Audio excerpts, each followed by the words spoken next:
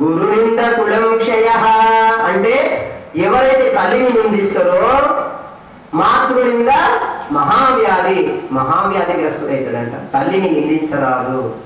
పితృనింద పిశాచత తండ్రిని నిందిస్తే పిశాచమై జన్మిస్తాడంట. అంటే పిశాచం అవుతాడు మరణించిన తర్వాత. కాబట్టి తల్లిని నిందించరాదు, తండ్రిని నిందించరాదు. మాతృనింద మహావ్యాధి, పితృనింద పిశాచత, దైవ నింద దరిద్ర స్యాత్.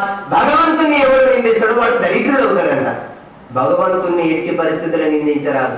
నువ్వు చేసుకున్న కర్మానికి దేవుణ్ణి ఎందుకు నిందిస్తావు? నువ్వు చేసిన పాపానికి దైవాన్ని ఎందుకు నిందిస్తావు? నువ్వు చేసే తప్పు అగ్గి తెలిసి ముట్టినా తెలియక ముట్టినా కాలుతుంది.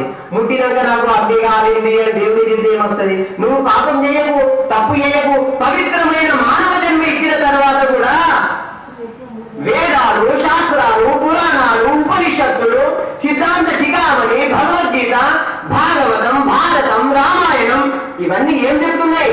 బిడ్డ భగవంతుని పూజించు నాయన, ధ్యానించు నాయన, భగవంతుని నామాన్ని స్మరించు నాయన అని చెప్పిన నీవు మాయలో పడి భగవంతుని మర్చిపోతున్నావు. అప్పుడు భగవంతుడు ఏం చేస్తాడు? నువ్వు చేసిన కర్మం నువ్వు అనుభవించాల్సిందే. దైవాన్ని నిందిస్తే సరిపోదు. కాబట్టి దైవ నిందా దరిద్ర స్యాత్. దైవాన్ని నిందిస్తే దరిద్రుడు అవుతాడంట. గురు నింద కులం క్షయ.